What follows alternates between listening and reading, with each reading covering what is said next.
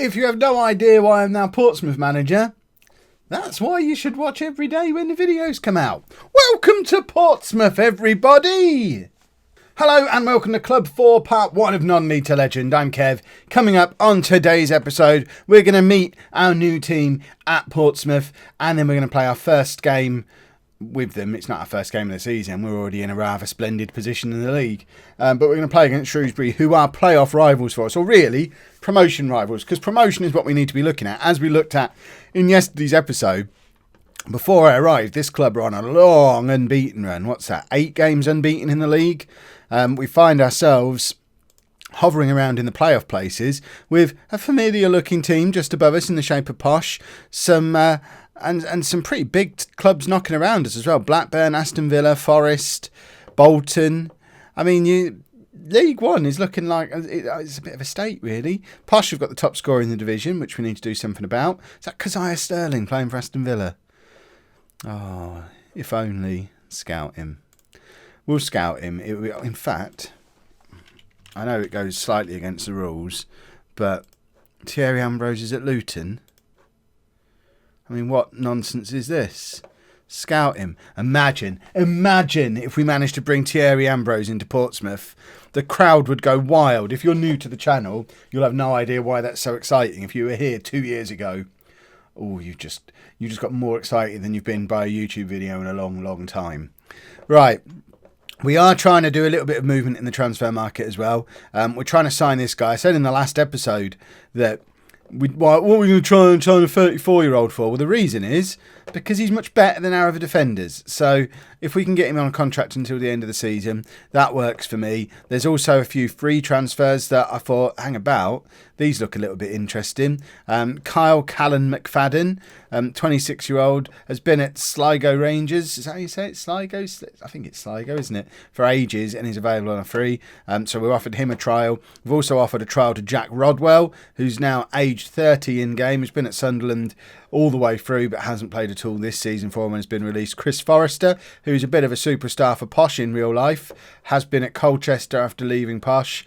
Loads of League One experience, and certainly if we're going to play the 4-3-1-2, bringing in Jack Rodwell and Chris Forrester isn't going to do that midfield three any harm at all.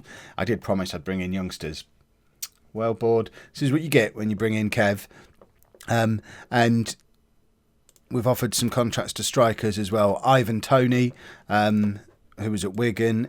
Ike Ugbo, who is a Chelsea youngster in real life, I believe. And Jerome Sinclair, another veteran of previous years, non-league to legend, who's never really played a game of football, despite a £4 million transfer in his past and a £750,000 transfer there. Has there ever been a player in the history of the world who's had more transfer money per game than Jerome Sinclair? £4.75 million of transfers for 13 games in total. That's got to be some kind of record. But before we get into today's match, there's a little subject of doing a little bit of house hunting. So firstly, as ever, we have to start with Google Maps, just to make sure that we actually need to move house. And I think it's pretty clear from Google Maps that we do need to move house. It's not uncommutable. Oxford down to Portsmouth via the A34, for those of you taking notes, 83 miles would take about an hour and a half. I suspect it's going to take a lot more than an hour and a half. I've driven this road between Winchester and Southampton before. That ain't a road that you go down very quickly. A train's going to take even longer, so we definitely need to move house. And because we got a significant pay rise, we can actually move to a proper, nice house for the first time. By my calculations, we're on just under £94,000 a year at Portsmouth, which means we can afford about £375,000 worth of house. Remember, it's just a few years removed from when we were living in a garage in Bath. We can get a 4-bedroom detached house in Waterlooville, which is just down the road, I think. Look at this. Look at the size of that conservatory. That conservatory is 3 times the size of the garage I was living in previously. Football management pays well. Look at this. This is a glorious... It's got a telescope. I don't know why you'd want a telescope, but there's a telescope in there. There's a pan hanging on the wall. Does the pan come with a house? I don't know if it's a second conservatory or just a different angle. Towels. I mean, we didn't have towels in the garage. Someone's written on... I mean, to be fair, people writing on the walls, that was quite familiar from when I was living in a garage. and leaves in the garden. There's a garden. We could basically play football in there. How life has changed. Back to the game. So they're the players that we're looking to bring in. We have plenty of money to do it as well. There's loads of wage budget, loads of transfer budget. We could, in theory, probably bring in 3 or 4 of those free transfers, plus the fella Stearman, is that his name? Who's the centre-back, the old man centre-back. But we are going to kick things off with a match. We're going to be playing against Shrewsbury. We're going to use the 4-3-1-2 that we used at Oxford. And for once, I was smart. And I saved it. I don't know when I saved it. I don't know if this is the completely up-to-date one we had at Oxford. I think we had a target man in there, but I've switched that up to a defensive forward because we just don't have a target man at the club. We're playing maybe 2 or 3 players slightly out of position, but we need to have a look. If they can do this, then we'll sign the players to fit. Hutchison is really a defensive midfielder. He can play central midfield, he can play centre-back. He doesn't really want to be playing centre-back, but he's going to today because we are low on centre-backs. We identified that before. We need to bring some centre-backs in. That's why we've put an offer in for one. So that's a temporary measure. O'Keefe doesn't really want to be a Mazzala. He wants to be a ball-winning midfielder. Well, there's no room in my world for ball-winning midfielders, so you do as you're told and you like it. You're going to be a Mazzala, and if you can't do it, do one. And Connor Chaplin is going to play as a defensive forward. He really wants to be an attacking midfielder. That ain't going to happen because the one we've got is much better than him. Up front, he'd rather be a poacher or an advanced forward, but so would Lyle Taylor. He'd rather be a poacher or an advanced forward. Neither of them are scoring particularly prolifically. I mean, 2 from 25. What is that? What are you for, Connor Chaplin? But I don't know, perhaps strikers are a priority as well. But we're going control, flexible, no team instructions. We're just going to see how we look. What we don't want to do is go out here in our first game in League One and put an end to the 8-game unbeaten run that the club are on. We'd like a win. We'd love a convincing win. But I'd just like to show some signs that they're capable of playing my way. Because to me, it seems like a bit of a fault in the game that you can't just take over a club who are doing well and say, just carry it. Do what you did last match, lads. What formation did you play? I know you're not going to have the full insight of the previous manager, although in this case I would, because the previous manager was a caretaker manager who's still at the club. I could just say to him, look, Mr. Caretaker, you've had 2 weeks in charge. You won both your games. What were you doing? Can we do that while I just have a look at the players and see what they're good at? Start to get some of my own ideas. But no, you're not allowed to do that. You have to come in, completely start from scratch and try and reinvent the wheel, which makes sense when you're taking over a team that are struggling. Doesn't make sense when you're walking into a team that are doing well. And we're 1-0 down after 10 minutes. And I hope that's just a little blip. Because I don't know how much patience they're likely to have. A guy coming in, never managed at this level. He's only had a year in the Football League. They've spent a lot of money to bring me here. They kind of have every right to expect instant results. And I promised the board we're going to get the playoffs this season. So we can't afford to take half a dozen games to get used to how I want them to play. That was a good chance and we probably should have scored. They were actually ahead on clear-cut chances, which we all know that's the most important thing. Games should be judged on clear-cut chances, not goals. That's how the world should be. If I had my way, I'll change football. Right, Tunnicliffe, supposedly our star man. What's he going to come up with? Ball over the top to Chaplin. That was beautiful from, what's his name? Ryan Tunnicliffe, I think. And Chaplin should have done better, but then he's got 2 goals all season. What can we really expect? Tunnicliffe again. Crossover to Mantum, and I thought they were, I don't know, why didn't he get on the end of that? Maybe some shenanigans in the penalty area, but Ryan Tunnicliffe already exerting a little bit of control over the game. Does look like he might actually be as good as the game reckons he is, but they've just hit the post and we've had a scrappy clearance off the line. We really don't want to go 2-0 down just before half-time, especially because it would be against the run of play. I think we've had the better of this first half. Oh, that's terrible though. That was just poor defending. But we've had more chances, more possession, more shots. We look like the better team. And straight away, diagnosis, almost call myself Dr. Kev there. I think that's copyrighted by someone else. But diagnosis from Kev, the tactic doctor. No, he's probably got that as well. Forget all that. I think we need strikers. I always think we need strikers. It was a problem we had at Oxford until we brought a load in.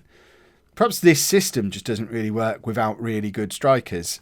We talked about it last year with the 4-3-1-2. I know it's a different version of the 4-3-1-2, but the one we used with most of the teams in last year's non-Lethal Legend, it only really started to work properly when we had the likes of Ira Barron and Liam Wells being real world-class strikers in it. You need strikers who are better than the opposition. if this is for this system to work. It's so heavily weighted towards just creating a lot of chances for your strikers, leaving a lot of chances for the opposition at the other end. And we haven't got anyone. Right, Chaplin's useless, but we don't have another striker even on the bench. Tactical change, and I guess Johnny Russell's supposed to be good, so he can come on there. He can do that. He can come off. In fact, let's move him to there. And who have we got who can play right wing? Can you do that? What did you want to be? A ball winning midfielder, wasn't it? Fill your boots. What do you want to be? You. Great. Well, there you go. We'll have a couple of tough tacklers in the middle. What's the harm? Can either of you do inside forward? Not really. You want to be an advanced playmaker, do you, Mr. Fancy? Go on then. Playmake. We'll see if that makes a difference. Switch to attack him. We just need bodies in as strikers, I think. So we've got maybe 2 days of transfer window left. I'm inclined to change all my trial offers to permanent just to get some players in the positions that we need. Presumably they must have been playing just with one up front to have so few options in the way of strikers. Oh, Taylor's in, and that felt like a foul to me, but apparently it wasn't. I think we've had 2 good shots for a penalty. We've also had 3 clear-cut chances to their 1. Taylor's in again and scores! Tactical change. Kev's a genius. And we're all going to remember that one for a long time, Lyle. Don't you worry. Right, let's drop back down to control. We would like to grab a winner. This is a nice goal, actually. What's his name? Dacrus Cogley. And Taylor it's a nice, tidy little finish. Seems to be quite comfortable being a lone striker because he had a couple of chances already. And I think we have been the better team in this game. I think we deserve a winner.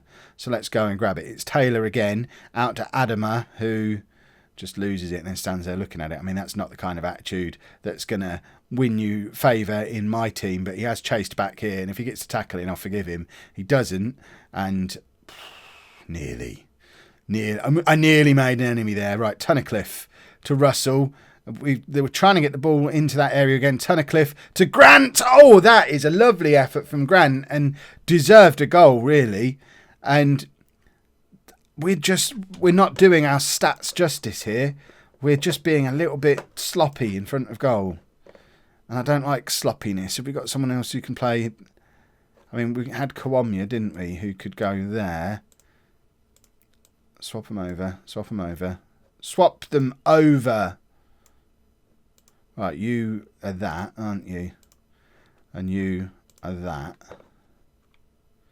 Let's get more men forward. Get forward, man.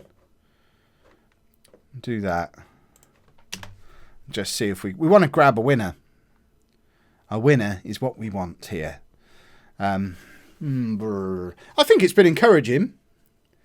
And if we don't lose, that's fine. And I've got a better idea of what my shopping list is after the game. If we grab a goal here, it's cherry on the cake. Adama, rubbish. That man is rubbish. Kawamia, though. The ball fell to him. Cross comes in. That's poor. I have an enemy. Adama. He's my nemesis already.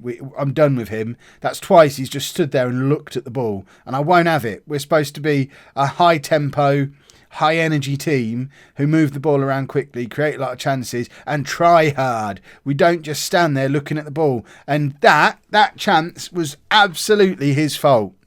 He's my new nemesis. Don't expect to see much more of him. Again, doesn't even try and win that header. He'll score an absolute screamer now. And he'll be my new hero. Russell in behind. It's going to be the last chance of the game. And no. 1-1. 1-1 is fine. Gives us something to work with. Hopefully, by the time you next see me, we'll have signed a couple of players. I think we can bring in free transfers after the window closes. I hope. So I think we'll just carry on with the trials for these guys that we were looking to bring in on trial.